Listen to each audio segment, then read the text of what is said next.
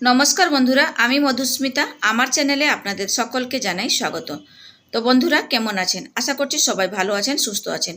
তো বাজার থেকে নিয়ে এসেছে দু রকমের মাছ, চারাপোনা মাছ আর নিয়ে এসেছে কাটাপোনা। যাই হোক, চারাপোনা মাছটা তো ছোট ছোট সাইজ, তবে আজকে আর এই চারাপোনা মাছের রান্না করছি না।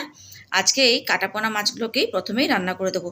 তবে আজকে একটু কাজের ব্যস্ততা খুব, বাইরে একটু কাজ আছে, তাই জন্য চারাপোনা মাছটা এখন আর রান্না করছি না। ফ্রিজে তুলে দেবো নুন হলুদ মেখে দিয়ে। তারপরে ওই কাটা মাছের আজকে একটু ওই ঝিঙে আলু দিয়ে ঝোল করব। শুধু ওই একটাই মাত্র তরকারি করব। প্রচণ্ড গরম পড়েছে, যত তাড়াতাড়ি সম্ভব একটু রান্নাবান্না করে তারপরে একটুখানি বাইরে যাব। যেহেতু একটু ব্যাংকে কাজ আছে, তাই জন্য একটু সকাল সকালে যেতে হবে। তাই জন্য ভাবলাম একটা খালি ঝোল করে দিই, মাছের ঝোলটা করে রেখে দিলেই হয়। আর গরম পড়েছে, গরমে আর কিছু খেতেও তেমন ইচ্ছাও করছে না, তাই জন্যই মাছের ঝোলটা আজকে বানালাম। আর ভাত অলরেডি আমার হয়ে গেছে।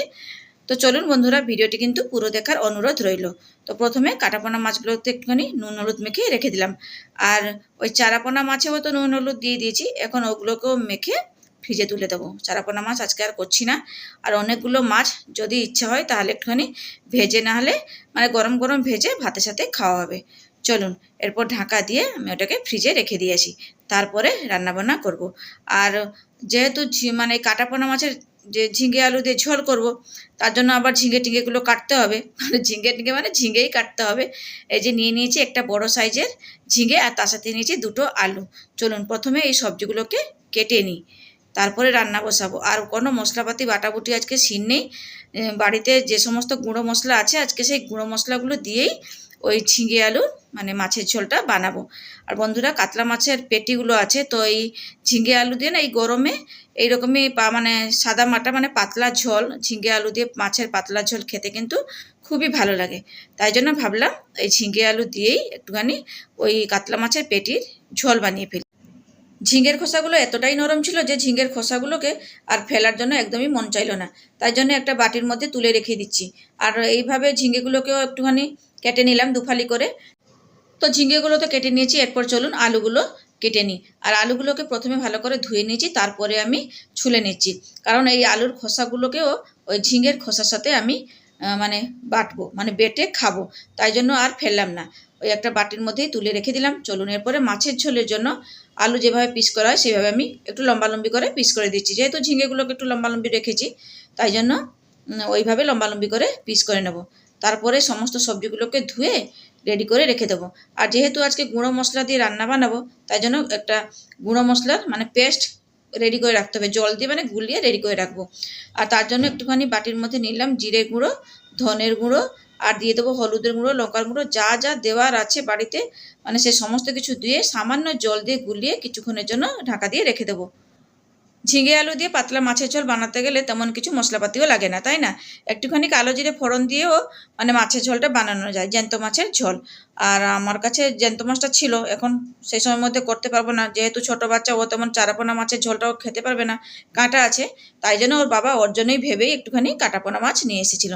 যাই হোক, এরপর এই মাছগুলোকে একটুখানি ভেজে নিচ্ছি। আগের থেকে তেলটা গরম করতে বসিয়ে দিয়েছিলাম, তেলটা গরম হয়ে গেছিলো।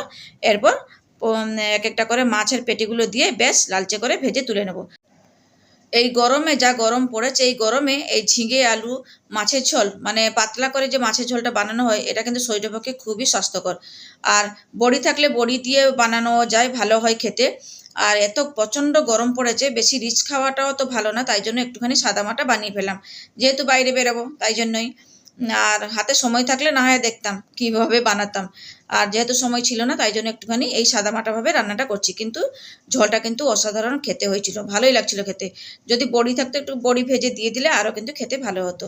যাই হোক, সর্ষের তেলটা আর তেল দিইনি, ওই তেলের মধ্যেই দিয়ে দিলাম কালো জিরে ফোড়ন, তারপরে দুটো চেরা কাঁচা লঙ্কা দিয়ে দিলাম। ব্যাস একটুখানি ভাজা ভাজা করে নিচ্ছি। এরপর যেটা জলে গুলিয়ে রেখেছিলাম যে মশলার গুঁড়োগুলো, সেই জলটাকে আমি ঢেলে নিলাম। ব্যাস একটুখানি মশলাটা এইভাবে খালি কষে নেবো। আর হলুদটা দিইনি, এরপর আমি একটুখানি হলুদের গুঁড়োটাও দিয়ে দিলাম কালারের জন্য। আর বেশ, আর লঙ্কা গুঁড়োটা বেশি দিলাম না, একটুখানি দিয়েছিলাম শুকনো লঙ্কার গুঁড়ো আর চেরা কাঁচা লঙ্কা, নাহলে বেশি ঝাল হয়ে যাবে। আর ওইদিকে একটা টমেটো নিয়েছি, তো টমেটোটাকে কেটেও এই মশলার মধ্যে দিয়ে দেবো। আর মাঝে মাঝে একটুখানি মশলাটাকে নেড়ে দিচ্ছি, নাহলে আবার মশলাটা পুড়ে যাবে।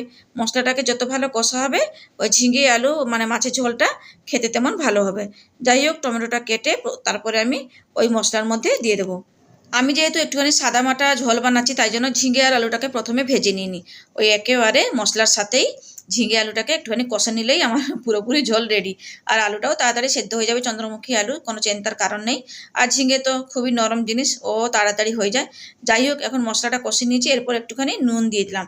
আর চিনিও দিতে হবে, দেবো একটু শেষের দিকে দেবো। যাই হোক, একটু মশলাটা কষে নিয়েছি। এরপর এই যে ঝিঙে আলুটা কেটে রেখেছিলাম, তো সেই ঝিঙে আলুটা দিয়ে এরপর 2-4 মিনিট এইভাবে আমি কষে নেব। যেহেতু ঝিঙে আলুটাকে আমি ভেজে নিইনি, তাই জন্য একটুখানি মশলার সাথে 2-4 মিনিট এইভাবে ভালো মতো করে একটু কষে নেব। তারপরে আমি জল দেব। দেখুন, ভালো করে কষেও নিয়েছি, আর সাইড থেকে হালকা হালকা তেলও ছেড়ে এসেছিলো। এরপর আমি যতটা আমি ঝোল রাখবো সেই অনুযায়ী জলটা দিয়ে দিলাম, আর দিয়ে দিলাম সামান্য পরিমাণে চিনি। বেশ, এরপর ঢাকা দিয়ে ঝিঙে আলুটাকে একটুখানি হতে দেবো। তারপরে ফুটে উঠলেই পরে আমি মাছটা দেবো। এই যে দেখুন, ঢাকা খুলে নিয়েছি, আর আলুও সেদ্ধ হয়ে গেছে, ঝিঙেও সেদ্ধ হয়ে গেছে। চলুন, এরপরে ভাজা মাছগুলোকে দিয়ে আর 2 মিনিট মতো ফুটিয়ে নিলেই মাছের ঝোল পুরোপুরি রেডি, গরমে খাওয়ার জন্য পারফেক্ট। তো ঝিঙে আলু দিয়ে মাছের ঝোল তো পুরোপুরি রেডি হয়ে গেছে। চলুন, এরপর একটা বাটির মধ্যে আমি ঢেলে নিই। আর ভাবছি একটুখানি ভাত খেয়েই না বেরোবো, তাই জন্য একটুখানি ভাতটাও বেড়ে নেবো। আর ছেলেকেও একটুখানি খাইয়ে নিয়ে যাবো, কারণ ও তো থাকবে না একা, ও আমার সাথে যাবে। যাই হোক, একটুখানি ভাত খেয়ে তারপরে জল খেয়ে তারপরে বাইরে বেরোবো। প্রচণ্ড রোদ্দুর বাইরে, মানে তাকানোই যাচ্ছে না। তো এই যে এখন ভাত বেড়ে নিয়েছি, এরপর নিয়ে নিচ্ছি মাছের ঝোল, আর নিয়ে নেবো একটাখানি লেবু। এরপর ছেলেকে খাওয়াবো, আর আমিও খেয়ে দিয়ে তারপরে বেরোবো। প্রচণ্ড গরম, একটু খেয়ে না বেরোলেই না হয়, তাই না? নাহলে শরীর পুরোপুরি খারাপ হয়ে যাবে। তো বন্ধুরা, আজকের মতন এইখানে থাকলাম, টাটা।